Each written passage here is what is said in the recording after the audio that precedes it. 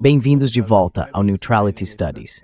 Meu nome é Pascal Lotaz, sou professor associado na Universidade de Kyoto e estou novamente acompanhado do meu amigo Stanislav Krapivnik. Acabamos de assistir à Conferência de Segurança de Munique e Stas, eu realmente quero discutir isso com você. Então, seja bem-vindo ao programa. Sabe, às vezes o roteiro simplesmente se escreve sozinho.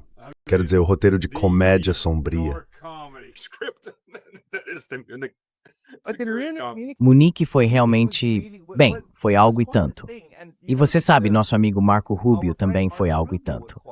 Acho que precisamos começar por essa parte insana do discurso dele, em que ele começa a elogiar o colonialismo. Só para todo mundo saber do que estamos falando, quero compartilhar isso. Então, vamos tentar ouvir o discurso por um momento. Tem cerca de 1 minuto e meio, talvez 2 minutos. Só me dá um segundo.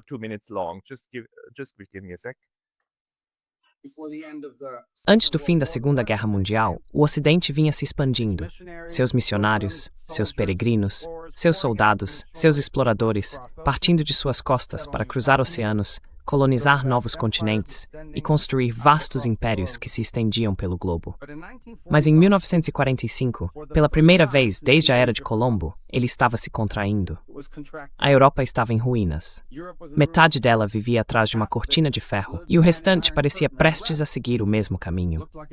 Os grandes impérios ocidentais haviam entrado em declínio terminal, acelerado por revoluções comunistas sem Deus e por levantes anticoloniais que transformariam o mundo e cobririam vastas regiões do mapa com a foice e o martelo vermelhos nos anos seguintes.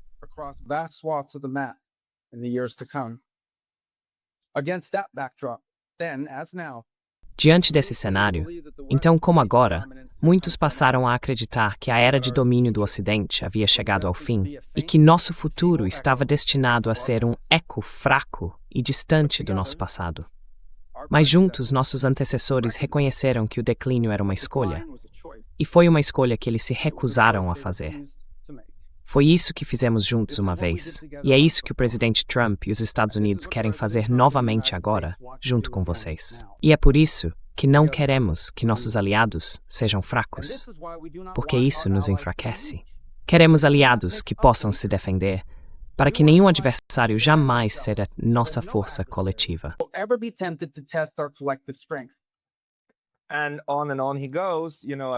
E lá vai ele, sabe, dizendo aos europeus para se prepararem e ficarem mais fortes novamente, porque precisamos mais uma vez nos defender dos vermelhos, dos comunistas e das revoltas coloniais. Você sabe como ele lamenta que o Ocidente tenha perdido seus impérios. Quero dizer, eu simplesmente nunca pensei que ouviria um secretário de Estado dos Estados Unidos em exercício dizer algo assim.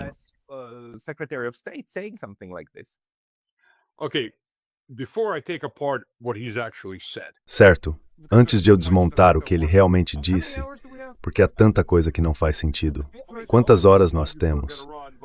Poderíamos transformar isso em uma série de várias partes com essa loucura.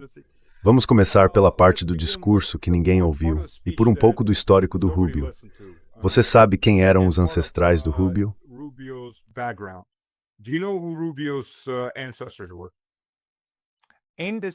No discurso, ele disse que eram espanhóis, mas todos sabemos que a família dele era de Cuba. E como você me explicou antes, não da parte gloriosa.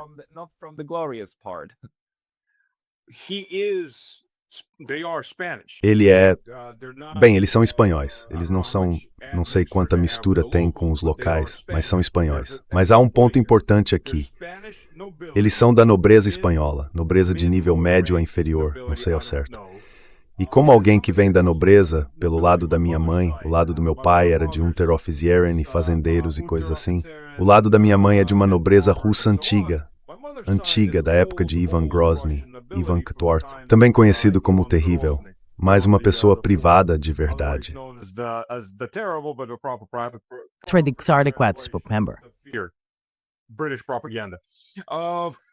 Propaganda britânica. Desde, você sabe, meados de 1500, na verdade até antes disso, minha família tem sido, a família da minha mãe tem sido, nobreza.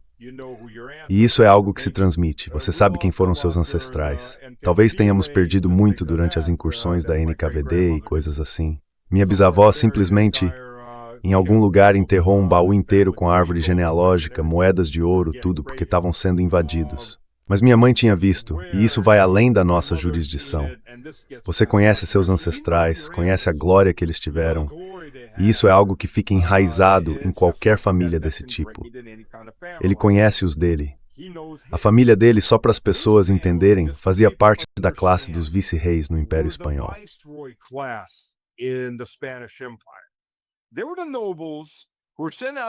Eles eram os nobres que foram enviados para serem os governadores imperiais sobre os camponeses sujos e miseráveis, os camponeses não espanhóis em alguma parte do império. Eram os caras que moravam na casa grande, batiam nos locais como quisessem, porque eram a palavra final. É isso que ele quer. Essa é a história da família dele. Gostem ou não é o que é. Agora, se o pai dele qual era a inclinação do pai dele? Eu não sei. Mas a família dele fugiu de Cuba 4 anos antes de Castro chegar ao poder.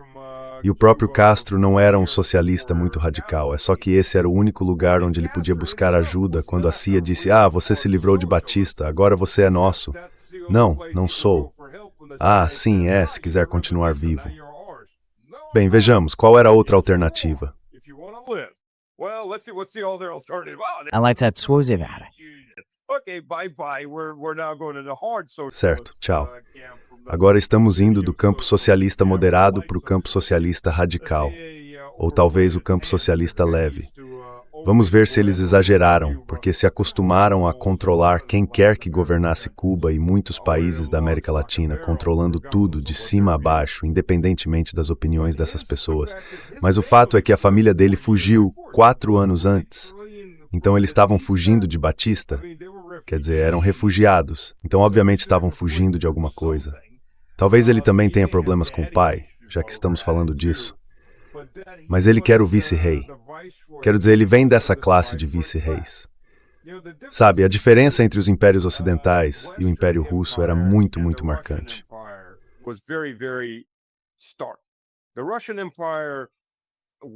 O Império Russo funcionava como uma versão light do Império Romano, porque a Rússia, aliás, se considera herdeira do Império Bizantino, que, por sua vez, os próprios bizantinos nunca chamaram de bizantinos.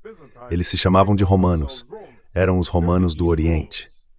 Bizantino era um nome que outras pessoas lhes davam, assim como os húngaros são chamados de húngaros.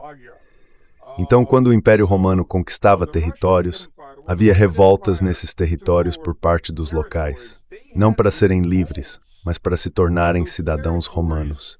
Na verdade, houve uma guerra inteira por toda a Península Itálica. Todos esses estados vassalos diziam: olha, se vamos fazer parte disso, queremos ser cidadãos romanos plenos.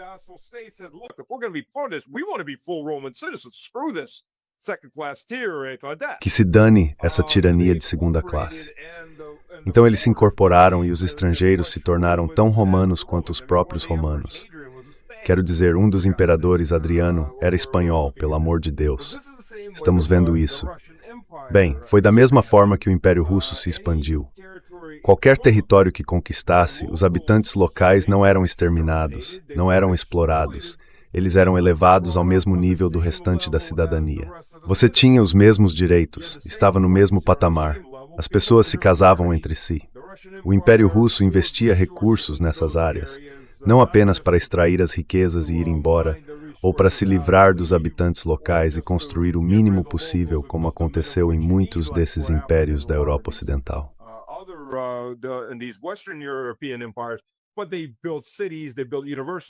Mas eles construíram cidades, construíram universidades. Eles pensaram, se os locais não sabiam ler e escrever, porque havia todo tipo de povos diferentes, eles os ensinaram a ler e escrever. Chegaram até a criar uma língua escrita para o idioma deles, além do russo. E os converteram à ortodoxia, fazendo a igreja entrar, converter alguns locais, enviá-los ao seminário, e então essas pessoas voltavam para converter suas próprias comunidades. É mais fácil assim? Sempre é. Mas o ponto é, voltando ao Rubio, aí está uma grande diferença. A forma como a Rússia fez isso, com 180 grupos étnicos fora dos eslavos, compondo os outros 18% da população, em contraste com o Império Espanhol, o Império Francês e assim por diante, que apenas exploravam os locais.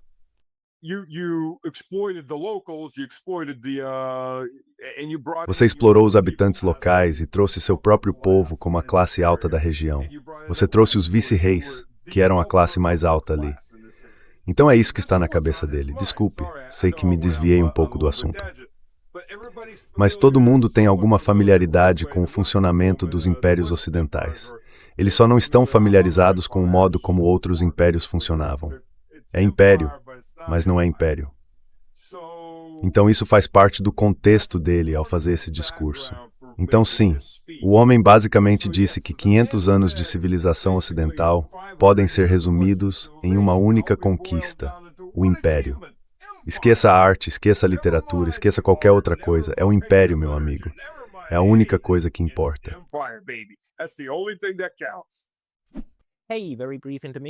Ei, uma breve pausa, porque eu fui recentemente banido do YouTube. E embora eu tenha voltado, isso pode acontecer novamente a qualquer momento. Então, por favor, considere se inscrever não apenas aqui, mas também na minha lista de e-mails no Substack. É pascalotas.substack.com. O link estará na descrição abaixo. E agora de volta ao vídeo. Sim, mas ele realmente acrescenta isso.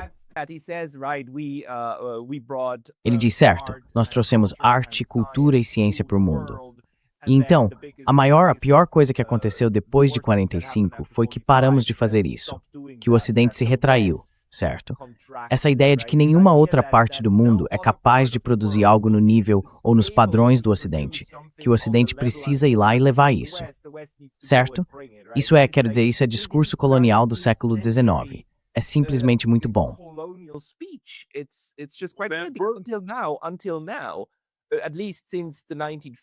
Até agora, pelo menos desde os anos 1950 até 2025, mesmo quando o Ocidente fazia isso, ao menos dizia, não, estamos fazendo por razões humanitárias, pelos direitos humanos, estamos fazendo pelo bem do planeta, somos todos iguais, todos uma família, certo? Mas às vezes a família precisa de um pouco de punição para garantir que todos fiquemos juntos. Sabe, tudo unido. Agora é simplesmente, não, virando a mesa. Estamos voltando a fazer o que é bom para nós e exigimos que vocês nos deem o que nos pertence, com poder de fato. E a propósito, Europa, você tem que fazer a sua parte por nós.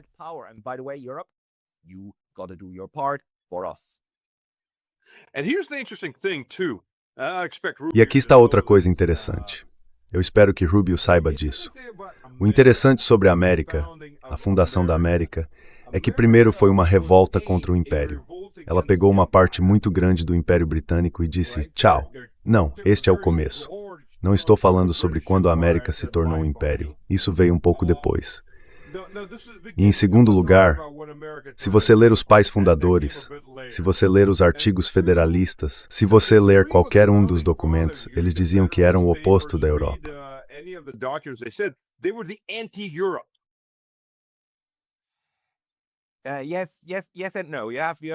Sim, sim, sim e não. Você tem essas duas alas. Os federalistas? Sim, mas sempre houve os jeffersonianos, certo? Que por outro lado diziam, não, nós somos basicamente, sabe, esse proto-liberalismo de somos a Revolução Francesa das Américas. Então precisamos nos revoltar junto com os franceses contra o que está errado e trazer, o iluminismo. E esse é o protótipo da mentalidade neoliberal, de nós trazemos a salvação ao mundo.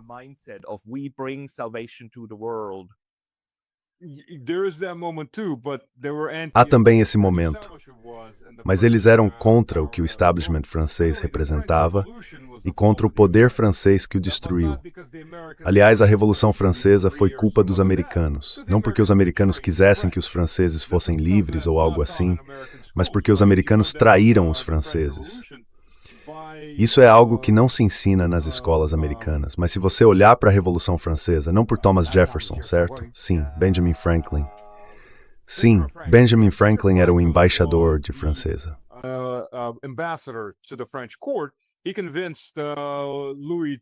Ele convenceu Louis a contrair uma dívida enorme para abastecer os americanos.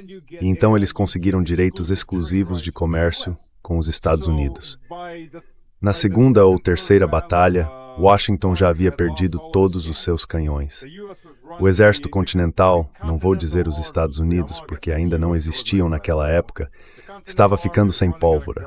O Congresso Continental chegou a discutir a produção em massa de arcos longos. Eles simplesmente ficariam lá, atirando flechas nos britânicos. Ao final da Revolução Americana, toda a frota americana, toda a pólvora, todos os canhões e metade dos soldados eram franceses usando uniformes americanos.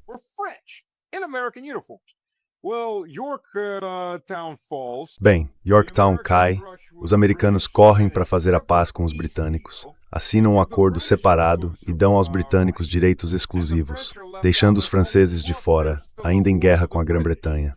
Então eles ficam com a pior parte do acordo. Some a isso algumas más colheitas e você tem a Revolução. E os americanos, houve até o que foi chamado de Guerra Falsa, porque os franceses exigiam um reembolso e os americanos disseram, não vamos pagar. Eles começaram a apreender os navios uns dos outros. Os franceses estavam vencendo essa disputa, mas então aconteceu a Revolução Francesa. Então isso é o que não ensinam nas escolas americanas. Traição.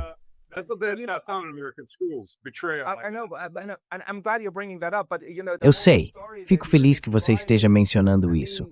Mas veja, toda a história que você está descrevendo, isso é bem conhecido. Mas também é uma guerra intercolonial, certo? Essa não foi a guerra. Porque o outro lado da guerra, a guerra contra a população indígena, era algo completamente diferente. Mais tarde, os Estados Unidos também venceram decisivamente essa, basicamente exterminando a população indígena e desmantelando todas as estruturas políticas que existiam no continente. Mas essa não é a Guerra de Independência, certo? A Guerra de Independência é basicamente sobre quem tem o direito de decidir o que acontece nas 13 colônias.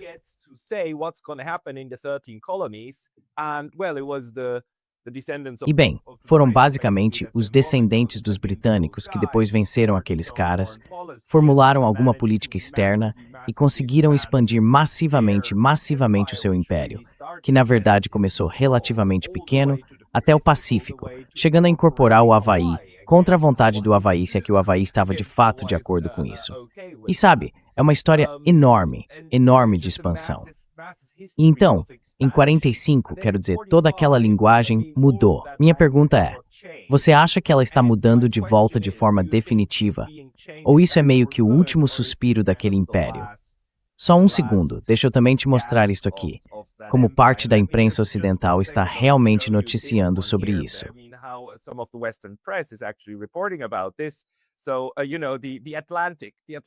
Então veja, a revista The Atlantic publica a manchete "O discurso impressionante de Marco Rubio". O secretário de Estado procurou não apenas tranquilizar, mas também mobilizar a Europa. E a BBC diz que o discurso de Rubio indica que as relações entre os Estados Unidos e a Europa estão abaladas, mas ainda são amistosas. E é preciso dizer que, sabe, os europeus lhe deram uma ovação de pé basicamente porque grande parte do discurso tratava de como ele quer que os Estados Unidos e a Europa caminhem em perfeita sintonia. Mas bem, a Europa se prende aos Estados Unidos, certo? Porque é preciso fazer a sua parte. E eles aplaudiram isso. Então estamos de volta, por pura estupidez, ao mundo do século XIX. Ou este é o último suspiro do Império.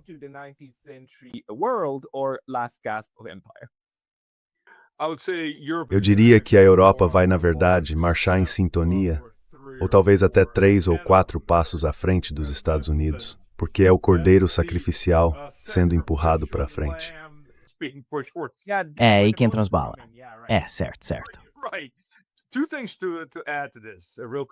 2 coisas para acrescentar rapidamente antes de eu continuar. Primeiro, você disse que isso é de conhecimento comum. Acredite, para a maioria dos americanos isso não é de conhecimento comum. Eles não sabem. Isso não é ensinado nas escolas americanas. O que é ensinado nas escolas americanas como história é uma parte de história e 10 partes de mito. É algo exagerado. Ou se não estão mentindo descaradamente, simplesmente cortam todos os detalhes extras que vão contra o tema que querem divulgar. Você só aprende tudo isso se começar a pesquisar por conta própria. A grande maioria dos americanos não faz ideia de qual é a verdadeira história.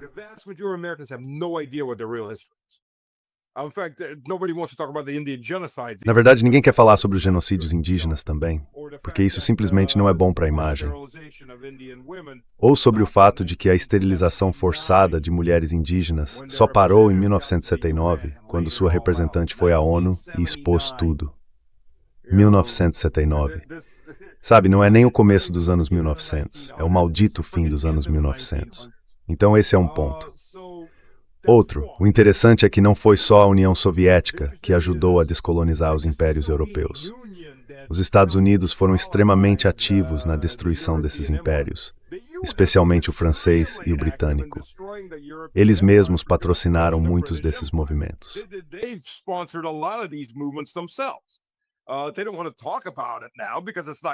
Eles não querem falar sobre isso agora porque não é conveniente. Mas foram os Estados Unidos que provavelmente faziam mais do que a União Soviética em boa parte disso, tentando enfraquecer os europeus ocidentais o máximo possível para reduzi-los a algo controlável. Controlável destruindo suas economias, suas capacidades, limitando-os apenas à Europa. A Operação Gladio estava em plena atividade desde 1948, se não antes. Então, quem não sabe o que é a Operação Gladio, como eu disse, já escrevi vários artigos sobre isso, trata-se dos exércitos de retaguarda da CIA. Eu entrevistei a Coronel Towner, ela é da Força Aérea aposentada e uma verdadeira especialista no assunto.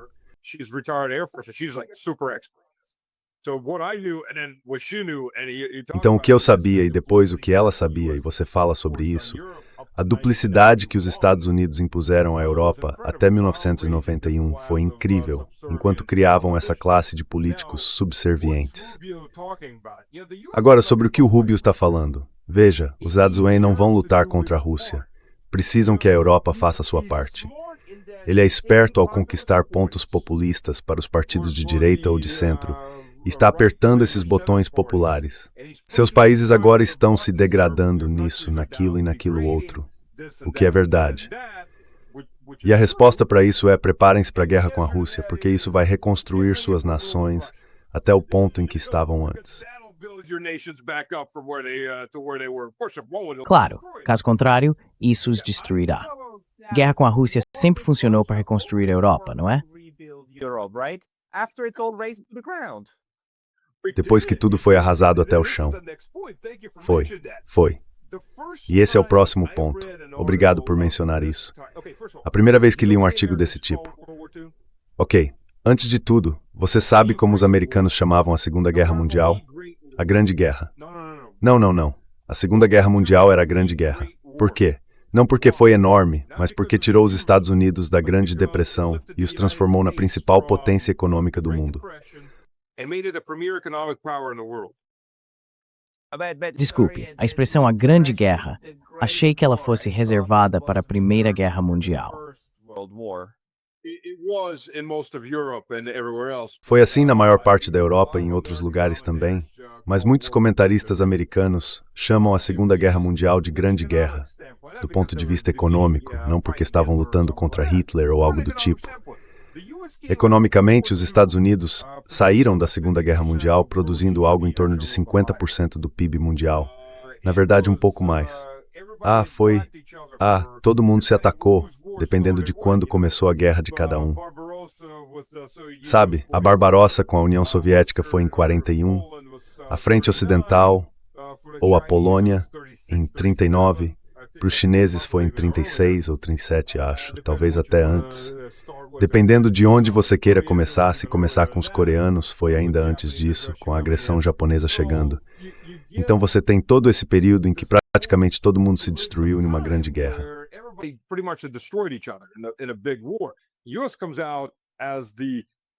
Os Estados Unidos se apresentam como o poder da democracia, o poder de sua própria economia.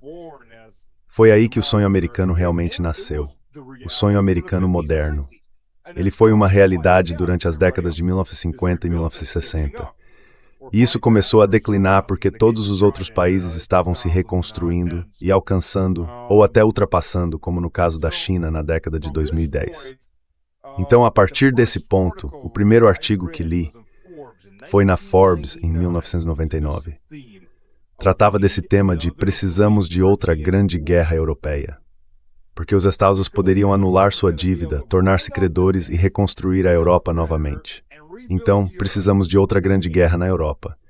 1999. Se isso está chegando a Forbes, dá para imaginar que já vinham falando sobre isso há algum tempo.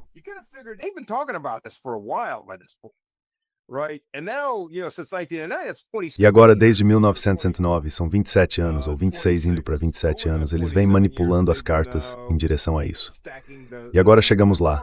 Agora, Europa, levante-se, faça seu império funcionar. Faça sua parte. Vá para o leste. Vá para o leste, jovem.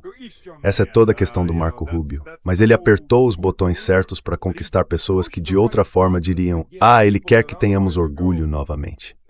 Ele quer que sejamos fortes novamente. Ele quer que vocês morram novamente em massa rumo ao leste. Essa parte está escrita nas entrelinhas. Mas deram a ele uma ovação de pé. E até mesmo as pessoas que destruíram seus próprios países por meio do liberalismo woke, o liberalismo woke extremo, deram a ele uma ovação de pé.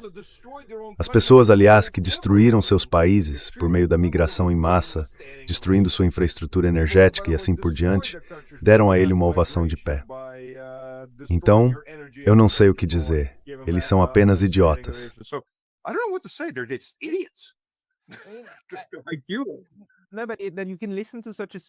Eu concordo. Não, mas você pode ouvir um discurso assim e o consolo que vem dos Estados Unidos de que eles não estão sendo abandonados. Isso é algo muito poderoso para os europeus neste momento. É como, ah, sim, e colocando nas palavras da Margarita, certo? O papai não vai embora, certo? O papai não está se divorciando. Ele fica em casa. Ele nos bate, ele nos agride, ele maltrata a mamãe, mas ele fica em casa. Ah, que bom, quero dizer, tudo bem, eu sei. Desculpe, isso não é uma discussão muito acadêmica aqui. É um pouco, bem, isso é claramente polêmico. Mas o curioso é que eles usam esses termos, certo? E até Donald Trump está se apropriando disso. E os europeus também estão adotando esses termos. Então não somos os únicos que usamos esses referenciais. Acho que você quer, e eu também já usei isso.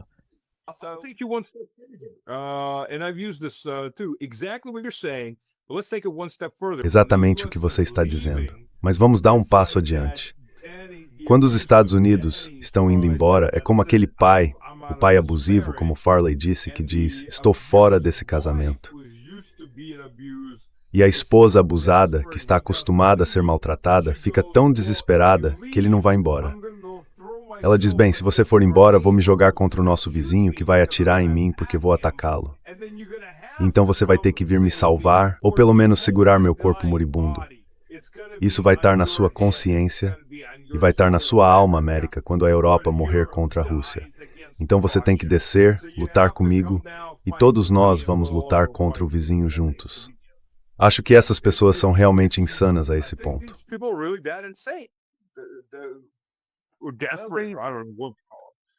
Quer dizer, é realmente difícil quando você está dentro de um arcabouço ideológico, certo?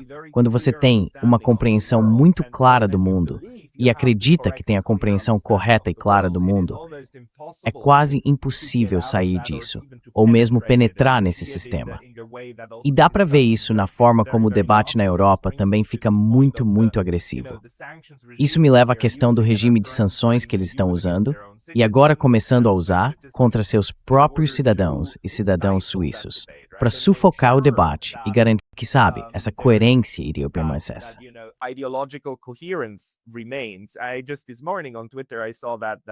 Hoje de manhã no Twitter, vi que ontem, ou talvez anteontem, provavelmente ontem, o porta-voz do Ministério das Relações Exteriores da Alemanha disse a um dos jornalistas de lá: sabe, é bom que vocês falem sobre as sanções, porque todos que tentarem abusar da liberdade de expressão e da liberdade de imprensa precisam saber o que vai acontecer com eles. Ele disse isso, e dá para ver claramente o que eles querem. Eu acho isso ótimo. Sim, vocês estão exercendo suas liberdades. E nós concordamos que vocês também têm liberdades, mas não gostamos delas. Então, isso é um abuso. Nós vamos abusar de vocês, porque na verdade é a Rússia, certo? A Rússia está usando pessoas para usar sua fala, o que é guerra híbrida, e isso será punido. É bem doentio.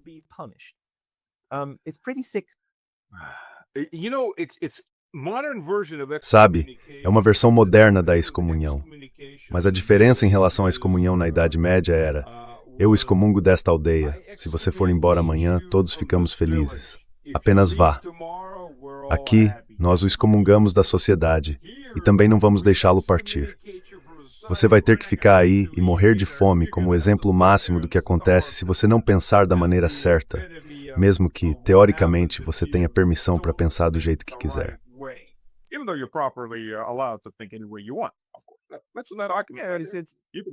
Você pode fazer isso, mas nós vamos apenas puni-lo por isso. É uma forma de exercer poder tanto para fora quanto para dentro, certo? Então, o que me faz pensar nisso agora é que temos a prova concreta, de que essas pessoas pensam em termos de um império colonial. Provavelmente isso sempre esteve presente, mas eles não diziam isso. Agora temos provas de que isso está em suas mentes. Então, quais são os instrumentos de um império colonial que eles querem usar? Acho que as sanções são um deles. A outra coisa é, claro, o uso do poder estrutural. E aqui vou trazer outro exemplo e depois ouvir sua interpretação. Os Estados Unidos, cerca de 7 ou 8 dias atrás, introduziram algo chamado Lei de Proteção a Taiwan. Isso ainda não é uma legislação.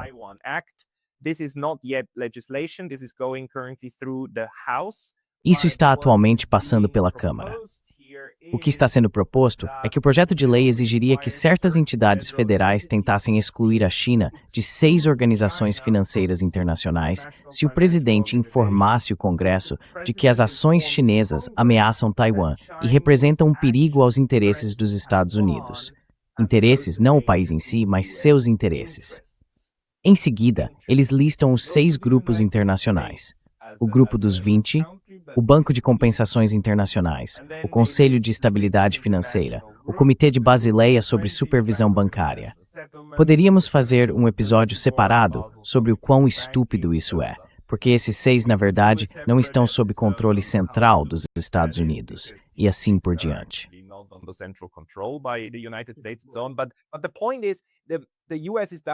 Mas a questão é que os Estados Unidos agora estão instruindo suas entidades a buscar a exclusão da China, certo? A fazer o que puderem para, de alguma forma, impedir a participação da China se os interesses dos Estados Unidos estiverem ameaçados. E sabe, o mais impressionante é que esse projeto foi lido na Câmara, não sei se tenho aqui, mas foi aprovado na Câmara por algo como 395 a 2. É realmente insano. Quero dizer, praticamente todo mundo concorda com isso na Câmara. Ainda não está concluído, mas o apoio é esmagador. Então, o que você acha disso? De como o Império está agora tentando usar novamente essas ferramentas do colonialismo da forma como está sendo construído?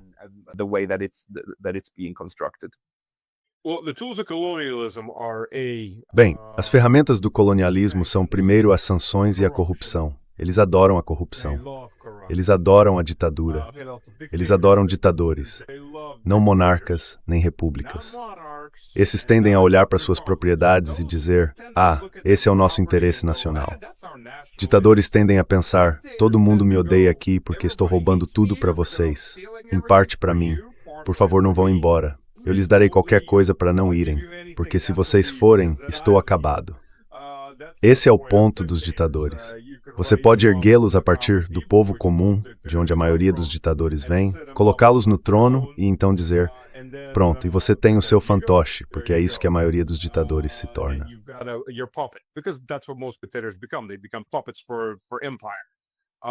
Eles se tornam fantoches do império, da exploração ou do poder bruto de outra pessoa, onde quer que isso possa ser obtido.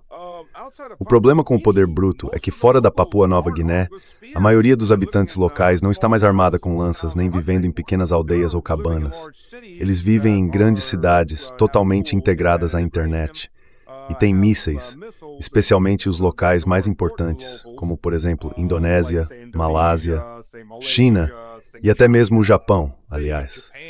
Em certo momento, os Estados Unidos abriram o Japão para o comércio bombardeando seus portos. As pessoas meio que se esquecem da pequena expedição do almirante Perry por lá, curiosidade, ao ameaçar suas rotas marítimas de comunicação.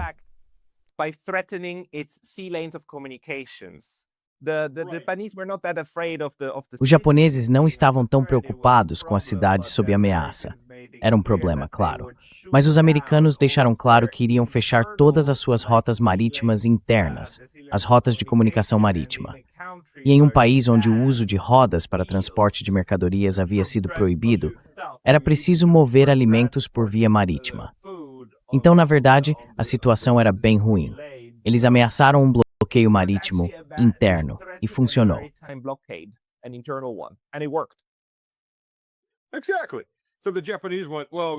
Exatamente.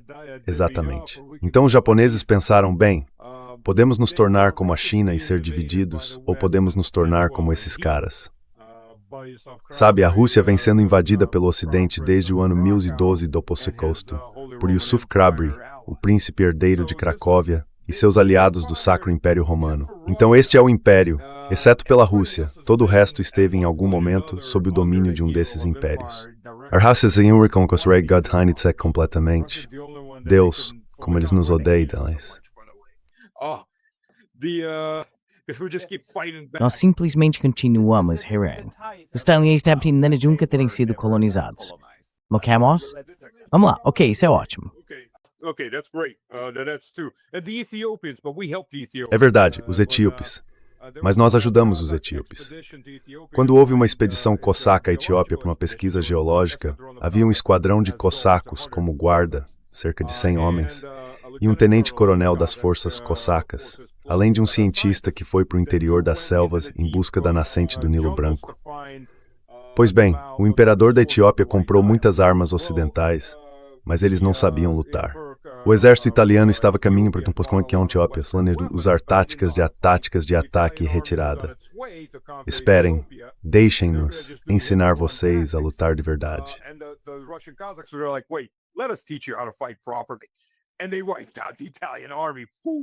E eles eliminaram completamente o exército italiano. Quero dizer, isso foi apenas quando Mussolini tomou a Etiópia depois, bem mais tarde, obviamente, ele fez isso com armas químicas. Ele simplesmente gaseou a força de trabalho etíope. Eles não conseguiam enfrentá-la em terra. Então, alguns... Certo, a Rússia não é a única. Você está absolutamente certo. Há a Tailândia, a Etiópia, a Rússia e mais alguns outros países. Mas esses são um número muito pequeno de... Bem, uma pequena quantidade de terras, todo o resto sentiu ter sob o domínio do império. E mesmo que você não tivesse sido governado por um império, ainda assim sentia seus efeitos, porque ele tentou te dominar em algum momento. Então Marco Rubio acabou de dizer a todo o sul global que na verdade não é realmente o sul, é o resto da humanidade, mais 70% da humanidade. Estamos indo atrás de vocês, querido. Queremos vocês de volta sob o nosso calcanhar e vamos pisar em vocês. E o que os europeus fazem? A mensagem para todo o resto é: eles estão indo com vocês. Ótimo, aqueles desgraçados vão voltar. Nós não queremos esses desgraçados de volta. Então isso coloca todo mundo em alerta, pelo menos até certo ponto, de que esses caras estão vindo atrás de nós. E o que acontece na política global sempre é que se aparece um cara dizendo vamos usar a força, vamos bater em todo mundo, então todos os outros começam a se aliar de alguma forma para contrabalançar isso. E considerando o estado da economia europeia e da economia dos Estados Unidos, aliás, por quanto tempo dá para aguentar o contrapeso das verdadeiras superpotências econômicas?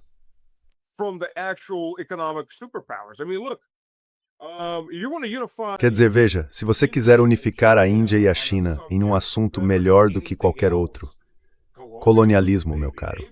Ambos sabem o que é o colonialismo britânico. Ambos sofreram com as guerras do ópio, com o domínio direto das companhias das Índias Orientais.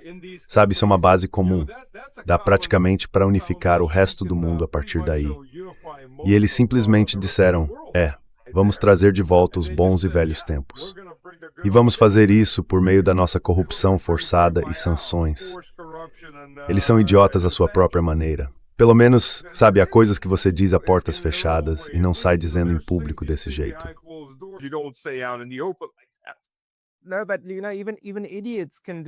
Não, mas veja, até idiotas podem causar um enorme dano, certo?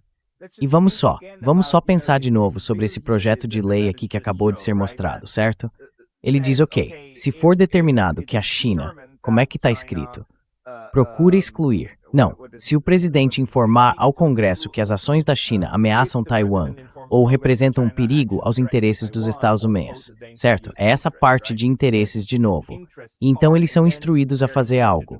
O projeto também foi apresentado por um democrata, na verdade, por Lucas Frank, aprovado por uma margem enorme na Câmara.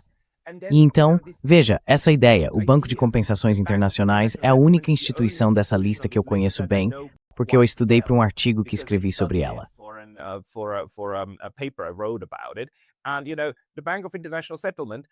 E veja, o Banco de Compensações Internacionais, os Estados Unidos são membros dele, mas ele não faz parte do Poder Executivo dos Estados Unidos. Não é a Casa Branca, não é o Legislativo, é o Fed. O Fed faz parte dele. O presidente do Fed faz parte do Conselho do Banco de Compensações Internacionais. E o próprio Fed, dentro da Constituição dos Estados Unidos, é bastante protegido da influência dos outros poderes. O Banco de Compensações Internacionais tem sede na Suíça, mas o território em que está localizado é extraterritorial. Na verdade, não faz parte da Suíça.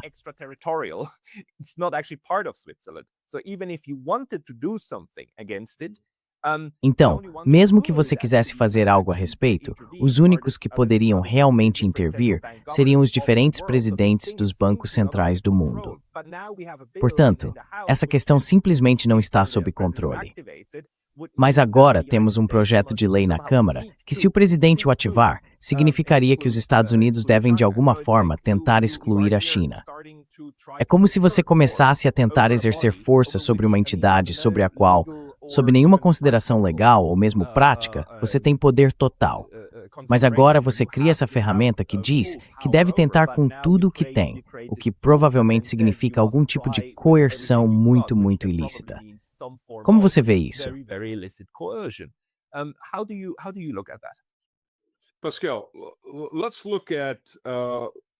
Pascal, vamos analisar isso de um ponto de vista econômico.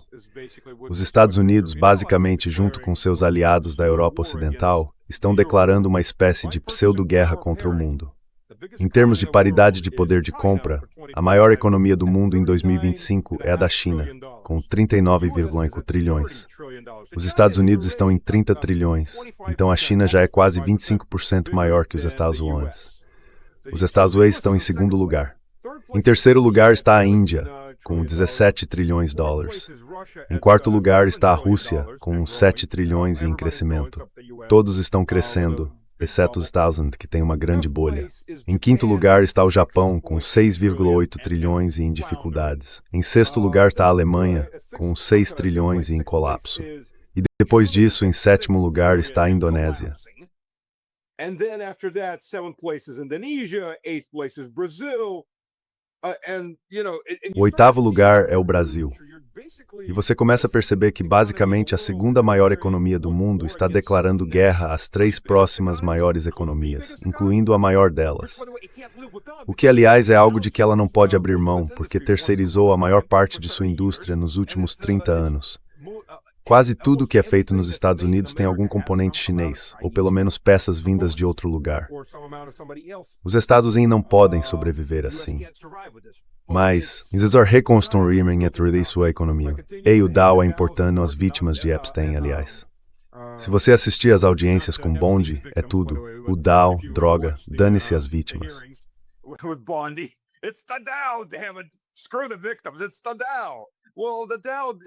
É o Dow.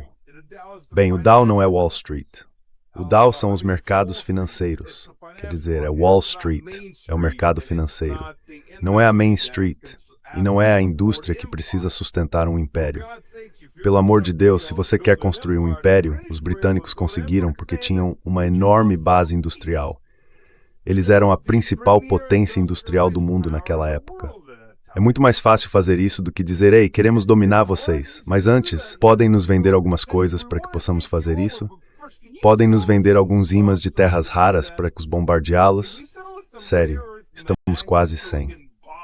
Por favor, senhor.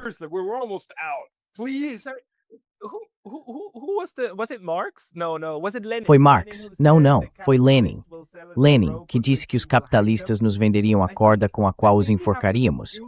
Acho que temos que foi Marx ou Lenin, mas foi um dos dois. Certo, Lenin? Mas agora precisamos mudar isso. Quero dizer, no século XXI, temos que inverter e dizer que eles comprarão de nós a corda com a qual se enforcarão. É impressionante.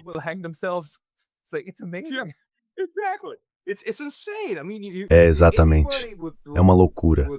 Quer dizer, qualquer pessoa com mais de 2 neurônios tentando se estrangular mutuamente teria que dar um passo atrás e pensar: isso faz algum sentido? Havia uma ótima paródia no YouTube sobre a Austrália. Então os ministros na Austrália estão sentados lá e o ministro da Defesa diz: sim, precisamos dobrar nosso orçamento de defesa porque temos que proteger nossas rotas comerciais contra incursões da Ásia. E alguém pergunta: bem, de qual nação da Ásia? Bem, da Ásia. De qual nação da Ásia? Bem, da Ásia. Só me diga uma nação. China. Certo, então precisamos dobrar nosso orçamento de defesa para defender nossas rotas comerciais contra incursões da China. Quem são nossos parceiros comerciais? Bem, a Ásia. Quem na Ásia? Bem, a Ásia.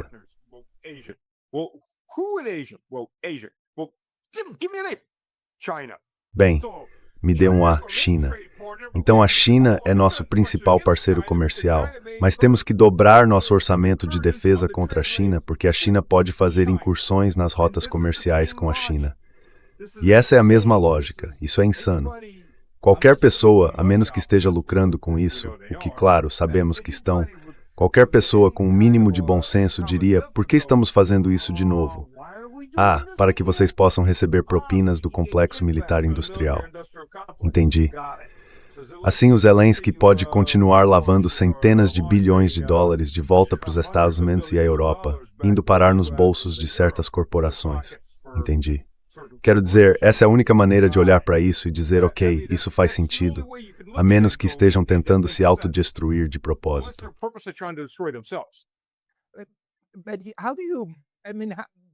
Mas como você... Quero dizer, as pessoas, obviamente, acredito que o Sr. Lavrov deve ter ouvido aquele discurso, certo? Quero dizer, é um discurso importante demais para não ouvir, mesmo que você não tenha sido convidado. Os chineses estavam sentados na sala. Acho que Wang Yi falou logo depois de Rubio. Mas o que você acha que eles estão pensando sobre isso? Sabe, quando de repente a maior potência militar do mundo começa a usar esses termos e estruturas para reunir apoio, como você acha que eles estão interpretando isso? E como acha que isso vai influenciar o processo de tomada de decisão deles?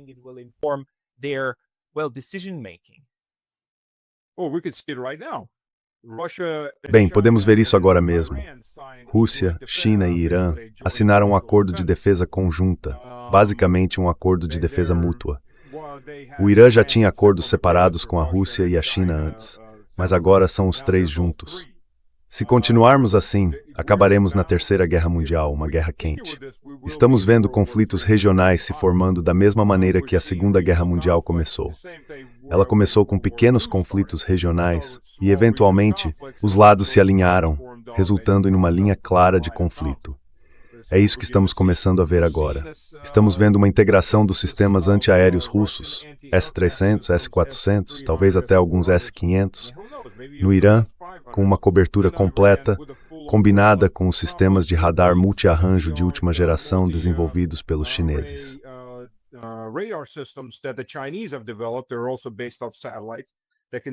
Eles também se baseiam em satélites capazes de detectar qualquer aeronave furtiva que se aproxime a mais de 500 quilômetros de uma zona de contato. E estão sendo integrados. Em qualquer mente racional, isso seria um pesadelo de pior cenário para Washington. Veja bem, o melhor cenário de Washington, o que Nixon e Kissinger fizeram, foi genial. Quero dizer, sejamos honestos. Eles tinham seus motivos, mas fizeram isso de forma brilhante. Separaram a União Soviética da China comunista e as transformaram em rivais. Criaram esse triângulo. A China era o lado mais fraco do triângulo naquele momento, mas eles o criaram, e assim podiam começar a equilibrar as outras duas entre si, enquanto elas equilibravam os Estados Unidos e outro ator. Isso funcionou muito bem para a América, aliás.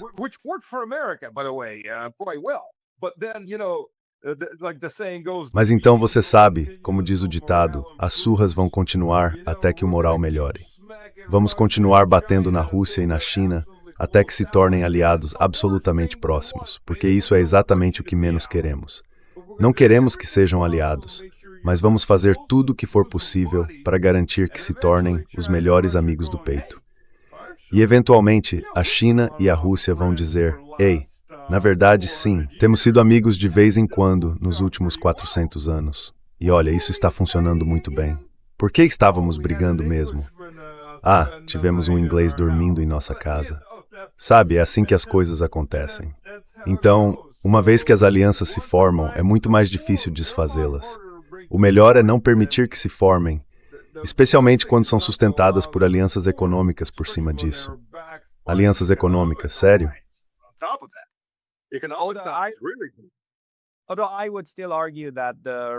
Embora eu ainda argumente que a versão russa, chinesa e iraniana de uma aliança seja muito mais independente e soberanista do que o Ocidente entende, porque para o Ocidente, aliança significa integração, interoperabilidade e tudo isso. Para os russos e os chineses, eu diria que significa, sabe, caminhar em uma direção semelhante, mas mantendo uma dose saudável de soberania no processo. E os iranianos também, quero dizer, eles têm sido muito relutantes, em parte por causa de algumas lembranças.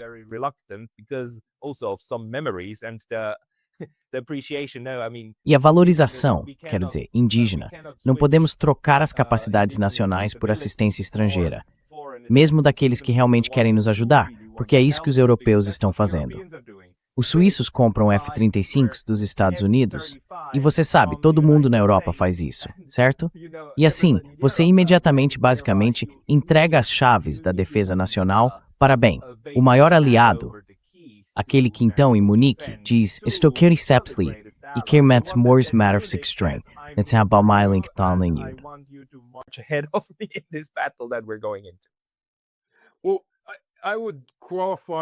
Bem, eu qualificaria o que você está falando sobre Rússia, China, Irã, Coreia do Norte e, bem, talvez não Belarus.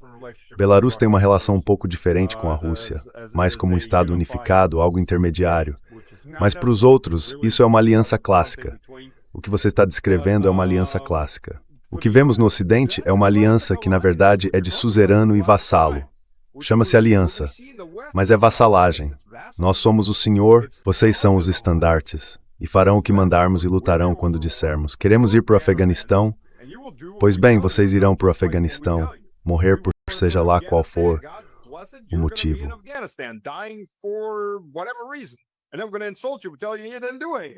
Então vamos insultar você e dizer que você não fez nada. E eles vão dizer, mas nós morremos por vocês. Sim, mas vocês morreram por quê? Vocês não morreram pelos próprios interesses, morreram pelos interesses de outra pessoa.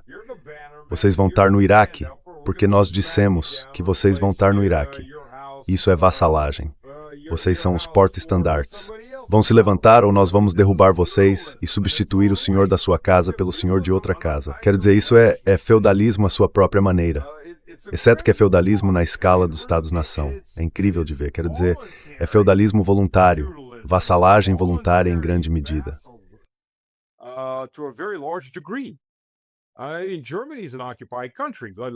Quer dizer, a Alemanha é um país ocupado. Vamos falar da realidade. Ainda é. Assim como a Itália foi há muito tempo. Sabe, é possível ter bases estrangeiras em seu país sem estar ocupado, mas eles estão ocupados. Quero dizer, seus governos estão ocupados, sua política está ocupada. E agora, o pior de tudo, não é mais preciso a Operação Gládio nem os exércitos de retaguarda, porque eles estão ocupados por sociopatas absolutamente leais ao senhorio. E muitos deles, para onde vão quando saem do poder? Vão começar uma nova carreira em algum lugar nos Estados Unidos. Sabe, esse é o padrão. Ou no pior dos casos, não era o Sikorski, o ministro das Relações Exteriores da Polônia? Korsky. Sabe, Sr. Applebaum? Sim, marido da oficial do exército dos Estados Unidos. Então, o filho do ministro das Relações Exteriores da Polônia está servindo no exército dos Estados Unidos. Há um conflito de interesses? Eu diria que sim. Isso é elite. É um sistema pseudo-feudal com o qual eles estão bem satisfeitos.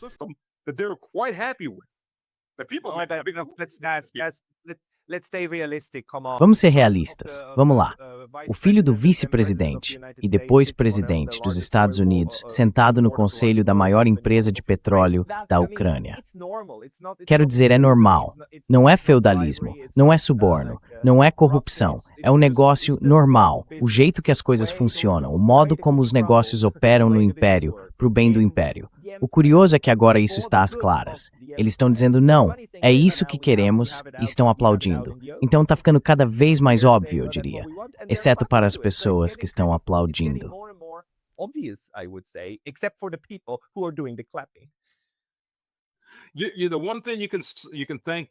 A única coisa pela qual você pode agradecer ao Trump, do seu jeito grosseiro, é que ele tirou as máscaras. É, dos dois lados. Sabe, é disso que se trata. E eu garanto que eles vêm falando sobre isso há anos, há uma década. Só faziam isso a portas fechadas. Isso é o tipo de coisa que o presidente deveria saber. E Deus nos livre que aqueles bárbaros estrangeiros descubram. Oh Deus, afinal, este é o nosso jardim. Mas antes eles não diziam coisas assim. Agora estão às claras. Até o Borrell, gente como ele, está às claras dizendo em público o que antes ficava subentendido.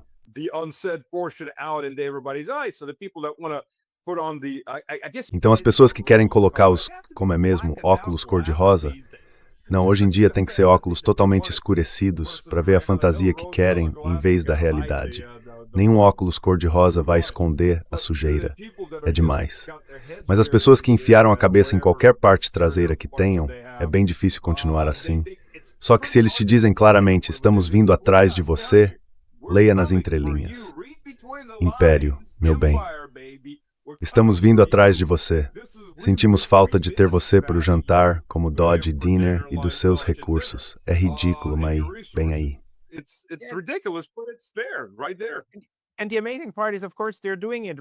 E a parte incrível é que, claro, eles estão fazendo isso bem diante dos nossos olhos, certo? Quero dizer, o genocídio em Gaza, a forma como Gaza foi basicamente exterminada pelo Ocidente. Isso não foi apenas Israel, foi toda uma abordagem ocidental, protegendo e garantindo que pudesse acontecer. E agora estão fazendo isso com Cuba. Cuba está agora sob um cerco neocolonial. Não, nem mesmo neocolonial, um cerco colonial clássico e uma política de fome que, basicamente, se for preciso extermínio, que seja extermínio. Mas Cuba agora é com você. Então essa abordagem já está sendo colocada em prática.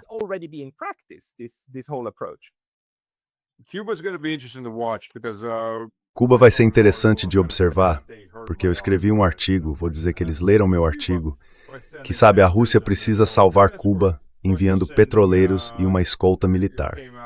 A Rússia está enviando, isso saiu nas notícias ontem ou anteontem, a Rússia vai enviar petroleiros com combustível para Cuba. Então vou simplesmente afirmar que, sabe, o Putin leu meu artigo.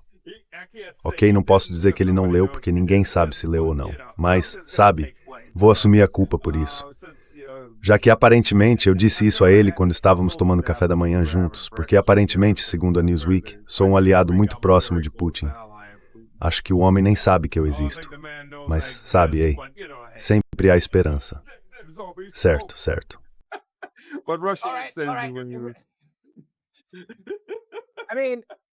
Quer dizer, vá em frente. Vá em frente. Embora, por favor, por favor, por favor. Se fizer isso, pode dizer a ele que deveria afirmar que 2 mais 2 é 4, porque isso destruiria a matemática ocidental. Mas veja só, eu adoraria isso. Eu adoraria isso. Eu adoraria isso. Você acabou de escrever que não apenas mulheres podem dar à luz, outras pessoas também podem dar à luz.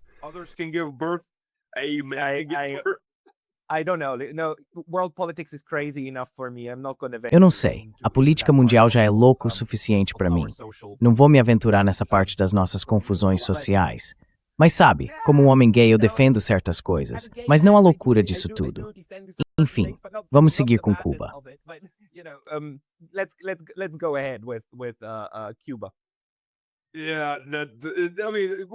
Mas isso é um colapso da sociedade quando você tem algo tão óbvio como... É como dizer que 2 mais 2 é 4. Bem, é 4. Aliás, já houve artigos nos Estados Unidos nesse nível de idiotice que afirmam que 2 mais 2 é 4 é matemática branca e racista.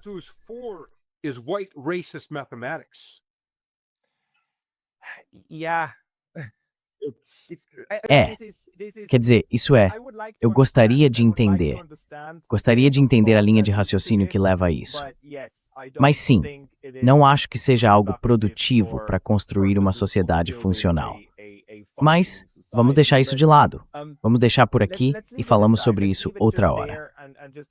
Vamos voltar a Cuba, porque acho que o argumento ainda não terminou. Como você acha que isso vai se desenrolar? Porque paramos em você, com o Putin lendo seu argumento.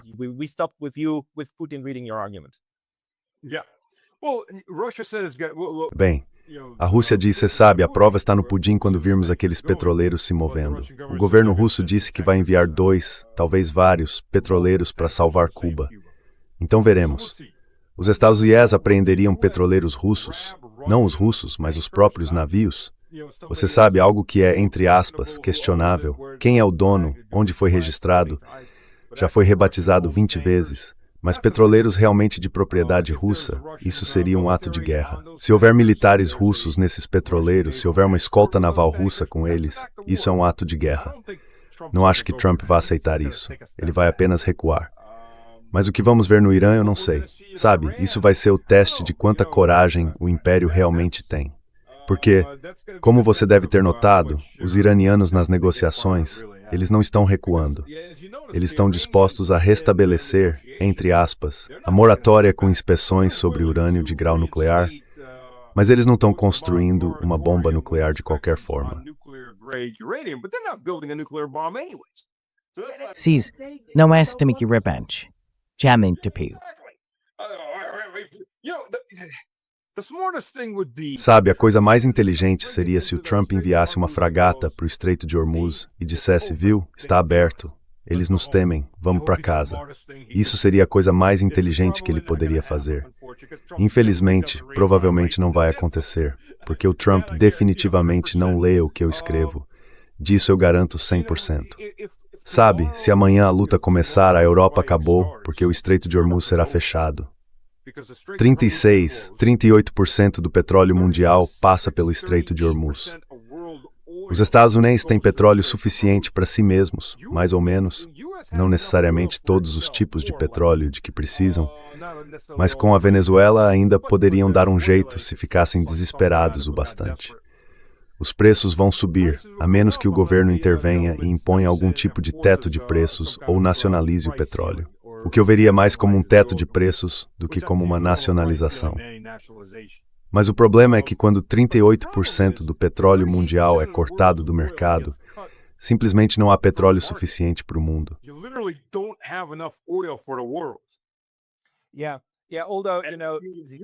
Sim, embora sabe nesse ponto, a questão é que o comércio sempre encontra um jeito. Então o que aconteceria é que ele seguiria rotas diferentes, ficaria muito mais caro.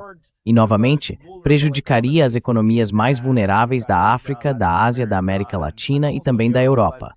Mas quero dizer, eles fariam algo, só que isso prejudicaria muita gente. Ah, sim.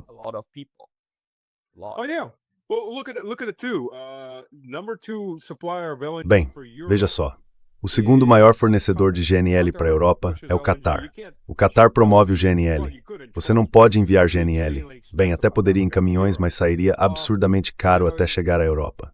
E, aliás, só para mostrar que Deus tem senso de humor, e um bem afiado, houve um navio-tanque americano de GNL que ficou preso no gelo. Os alemães enviaram seu único quebra-gelo. Ele ficou preso no gelo. É um quebra-gelo a diesel, os quebra-gelos nucleares. Sim, esses estão sob sanções.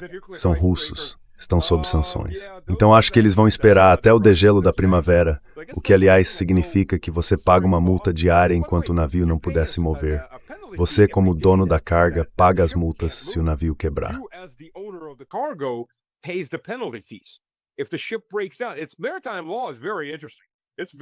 O direito marítimo é muito interessante. Ele é escrito para proteger o dono do navio. Se você estiver transportando carga e seu navio quebrar, você não paga pelos reparos. Os custos de reparo são divididos entre os donos da carga. A porcentagem de carga que alguém possui é a porcentagem que essa pessoa paga pelos reparos do navio. É uma loucura se você parar para pensar, mas é assim que funciona.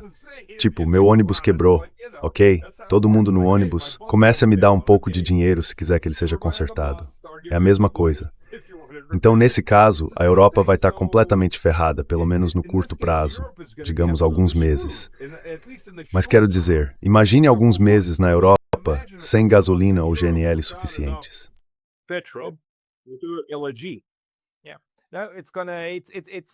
Sim, não.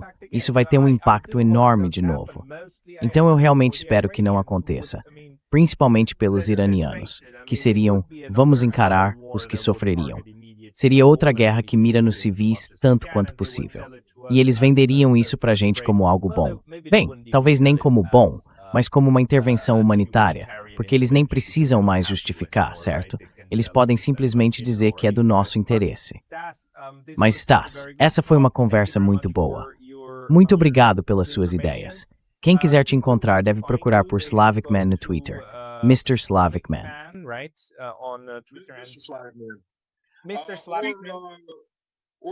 Senhor Slavic Man. Ou se você for ao X, é Stanislav Krapivnik. Você pode usar o nome antigo, mas é muito longo. Então, Stanislav Krapivnik, Stanislav no X. Lá também estão meus links para todo o resto. Ou sim, Miss Slavic Man com Slavic escrito com K para o YouTube. Certo, maravilhoso. Vou colocar os links na caixa de descrição abaixo. Stanislav Krapivnik, muito obrigado pelo seu tempo hoje. Blade, sempre.